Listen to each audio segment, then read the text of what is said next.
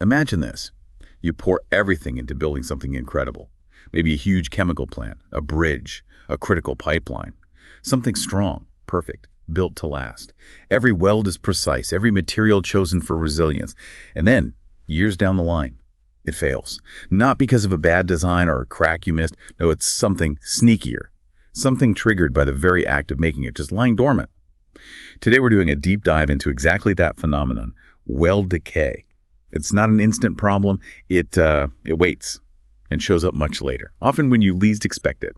That's a great way to put it. Yeah, in the world of metallurgy and welding, weld decay is, well, it's a uniquely deceptive challenge. Our sources today really shed light on how welding certain materials can sort of accidentally create this hidden weakness, a weakness that turns into corrosion later on. So our mission today is really to unpack what weld decay actually is, why it's so sneaky, and, most importantly, how you can stop it before it even starts. Save a lot of trouble down the road. Okay, let's get right into it. If I were looking at a component, that's suffering from this, what would I actually see? What does weld decay look like? Well, what you'd notice is pretty specific and honestly maybe a bit strange at first. It's not like the whole thing is corroding. Instead, you'd see this really narrow band of pretty severe corrosion. And it's almost always just inside what we call the heat-affected zone, the HAZ. That's that little strip of metal right next to the weld that got really hot but didn't actually melt. And the really interesting thing, or maybe frustrating thing, is that the weld itself and the metal further away, they look fine, totally untouched. It's this super localized attack, almost like surgical corrosion, that gives it the name weld decay. It's corrosion that only targets that area right beside the weld. Okay. And you mentioned certain materials, so this isn't something that happens to just any metal. It needs specific conditions. Absolutely crucial point. Yeah, this is definitely not a universal metal problem, weld decay. And you might hear metallurgists call it sensitization or intercrystalline corrosion, which literally means corrosion between the metal grains. It only affects certain kinds of austenitic stainless steels. So if you're working with, say, carbon steel or aluminum, this specific issue isn't your worry. And even with the right stainless steel, you need two specific things to happen together. First, you need that sensitive heat-affected zone, the area changed by the welding heat. And second, that sensitive HAZ then has to actually encounter a corrosive liquid during its service life. And this difference is really important. It's not like, say, hydrogen cracking, which is a flaw from fabrication you might find with inspection. No, this is a service failure problem. It happens because of corrosion. And critically, it can take a really long time to actually appear. That makes it quite dangerous because the initial build might look absolutely perfect. Okay, right. So that leads us to the really fascinating bit, the how and the why. You can imagine a company years later just scratching their heads over a failure in a system they thought was solid. This isn't just bad luck, it's something specific going on under the surface. Yeah. So what is the sneaky science here? What makes that narrow band of the HAZ so vulnerable? Right. This is where we get into the core mechanism. It's a process called sensitization happening right there in the HAZ. And it really all boils down to a specific mix of temperature and chemistry. It happens when that heat-affected zone gets heated into a very particular temperature range, what you could call the danger zone. That's roughly between 600 and 850 degrees Celsius. It's like this critical window.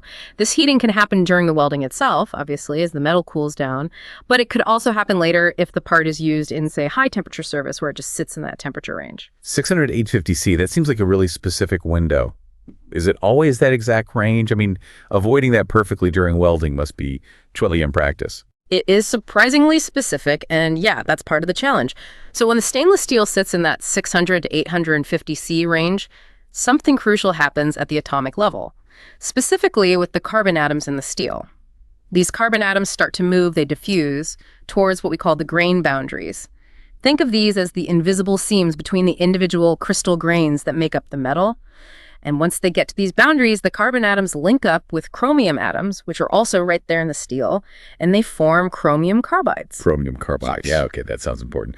What's the fallout from that forming? Is this where the stainless part of stainless steel starts to fail? Exactly. You've hit the nail on the head. This is the absolute core of the problem. As chromium atoms move to the grain boundaries to form these carbides, the areas right next to those boundaries get depleted of chromium. Imagine you have a shield, and someone starts pulling material out of tiny lines all across it. Or like building a brick wall but dissolving the mortar between the bricks. Why does this matter so much? Well, chromium is the key element giving stainless steel its corrosion resistance. You generally need more than about 12.5% chromium for that protection. So when these little zones along the grain boundaries drop below that critical level because the chromium has been sucked away to make carbides, they lose their stainless property. They lose their corrosion resistance. I get it. So the very thing that makes it stainless is locally compromised, like a self-inflicted vulnerability almost. Is the whole piece weakened or just those tiny boundary areas? It's really just those microscopic regions right along the grain boundaries, specifically within the heat-affected zone. That's why the corrosion attack is so localized. This chromium-depleted layer becomes, well, a prime target. When that part is later put into service and exposed to something corrosive, the corrosion naturally attacks these weakened, low chromium paths along the grain boundaries. That's where the cracking starts, eventually leading to failure. It's kind of simple when you break it down. Too much carbon, the wrong heat exposure, and suddenly your stainless steel isn't so stainless right where it matters most, next to the weld. Now, there are a couple of key things that really influence how likely this sensitization is to happen. That's fascinating. So what makes one stainless steel setup more risky than another? What are the key variables here? Okay, first big one is carbon content. Weld decay is much, much more likely in stainless steels that are not the low carbon grades. Think standard 304 or 316 versus their L versions, 304L and 316. The reason is pretty straightforward. If you have more carbon in the steel to begin with, there's just more available to form those problematic chromium carbides when you hit that sensitizing temperature. More fuel for the fire, basically. The second major factor is thermal cycles. This can be a bit counterintuitive. The more welding passes you put into a joint, especially on thicker sections of metal, the more times you're heating and cooling that HAZ through the critical 600-850C window. Each pass is like another little baking cycle for that zone. So more weld runs mean the HAZ spends more total time in that danger zone, which gives those chromium carbides more chance to form and grow. More welding isn't always better here. Right, so it's this combination of the steel's recipe and how you cook it, essentially, that creates the hidden weakness. Okay, now that we get the why, let's talk prevention. How do we actually stop this sneaky problem from happening? Because it sounds like avoiding it up front is absolutely the way to go. Oh, absolutely. And the good news is prevention is actually very effective for weld decay.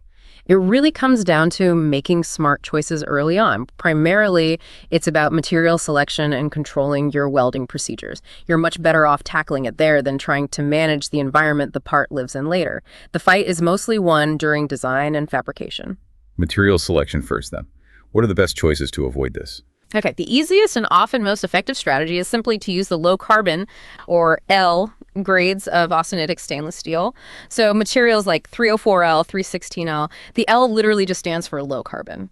And the reason they work so well is basic chemistry. There just isn't enough carbon in them to form a significant amount of those chromium carbides during welding. So even if the HAZ hits that tricky temperature range, the chromium doesn't get depleted enough to ruin the corrosion resistance. Simple, but very effective. Another excellent option is to use stabilized grades, things like Type 3.1 or Type 347 stainless steel. These are actually quite clever. They have small amounts of other elements added, like titanium in 321 or niobium in 347. These stabilizing elements have a stronger attraction to carbon than chromium does. So when the steel is heated, the carbon prefers to combine with the titanium or niobium first, forming titanium carbides or niobium carbides. This effectively ties up the carbon, preventing it from reacting with the chromium. So no chromium depletion, no loss of corrosion resistance. Pretty neat trick. That makes a lot of sense, like giving the carbon something else to bond with. Okay, what about the welding itself? Yeah. If you have to use a standard higher carbon grade, are there tricks during the welding process? Yes, definitely. If you find yourself needing to weld a standard grade like 304 or 316, though again, try to avoid it if weld decay is a real risk. The key is to minimize heat input. Use welding processes and parameters that put less total heat energy into the joint. Why? Because less heat generally means the HAZ spends less time lingering in that dangerous 600 to 850 degrees C range. Less time, less chance for carbides to form. Along the same lines, you also want to use the fewest number of weld passes possible to complete the joint. Fewer passes mean fewer heating and cooling cycles, again reducing the total time spent in that sensitization window. Think fast and focused, not slow and lingering heat. Got it. Minimize the time in the danger zone. Now, what if, despite best efforts, you suspect sensitization might have happened? Is there any way to fix it after welding, like a reset button? There is a way, technically, but it comes with some pretty big practical downsides, so it's not always feasible. You can potentially remove that HAZ sensitivity with a post-weld heat treatment, specifically what's called a solution anneal, or solution heat treatment. This involves heating the entire welded component up to a very high temperature, usually somewhere between 1050 and 1100 degrees C, hotter than the sensitization range. At these very high temperatures, those chromium carbides that formed actually dissolve back into the steel matrix. The chromium goes back to where it should be, restoring corrosion resistance. But then, crucially, you have to cool it down very rapidly, quench it, usually in water. This rapid cooling locks the structure in place and prevents the carbides from reforming as it cools, a major problem. Heating something that hot and then quenching it can cause a lot of distortion and warping in the finished part. So, while it works metallurgically, it might leave you with a component that's dimensionally unusable. It's often just not practical for large or complex fabrications. Right, you might fix the corrosion issue, but create a whole new shape problem. So the takeaway really seems to be that while service conditions determine if corrosion happens, the actual vulnerability, the sensitization, is baked in during manufacturing. Exactly. The root cause of weld decay susceptibility lies in the material choice and the welding process. That's where you need to focus your prevention efforts. Trying to control the service environment to avoid triggering corrosion in a sensitized HAZ is much, much harder. It really highlights how crucial it is to understand these microscopic material changes to prevent big macroscopic failures later on. This has been a really illuminating deep dive. Weld decay really drives home how these invisible atomic level shifts during manufacturing, that interplay of heat, time, and chemistry, can lead to really significant, costly, and totally unexpected failures years later. It's such a clear example of that intricate link between material science, how we make things, and how they actually perform out in the real world over the long haul.